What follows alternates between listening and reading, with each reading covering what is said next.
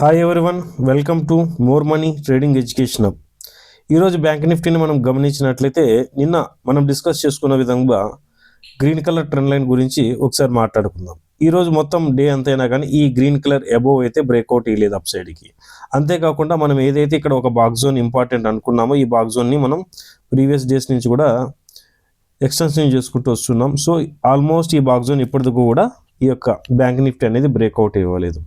రేపటికి కూడా important support resistance మనం మాట్లాడుకున్నట్లయితే రెసిస్టెన్స్ 49,829, సపోర్ట్ వచ్చేసి మెయిన్ సపోర్టు 48,757. ఈ యొక్క బిట్వీన్లో ఏ విధంగా మార్కెట్ ఈ యొక్క గ్రీన్ కలర్ ట్రెండ్ లైన్ని గమనించండి. అండ్ ఈ బాక్స్ జోన్ కూడా రెండు ఇంపార్టెంట్, ఈ green colour trend line and box zone. So market ఏమవుతుందంటే ఈరోజు బ్యాంక్ నిఫ్టీ ఆల్మోస్ట్ ఈ యొక్క వాల్యూకి కన్సోలిడేషన్ ఒక బాక్స్ జోన్లోనే తిరిగిందన్నమాట. మీరు బాగా గమనిస్తే సైడ్ వేస్ మార్కెట్ ఈరోజు మొత్తం అంతా. ఓకే ఫ్రెండ్స్, మన యొక్క bank Nifty important support and resistance గురించి తెలుసుకున్నారు. దాని తర్వాత నెక్స్ట్ 49,600 అంటే ఈ యొక్క బాక్స్ జోన్ అప్ సైడ్ కూడా మనము ఒకసారి గమనించండి. ఈ యొక్క బాక్స్ జోన్ అనేది కూడా మనకు ఒక రెసిస్టెన్సీ వాల్యూవే.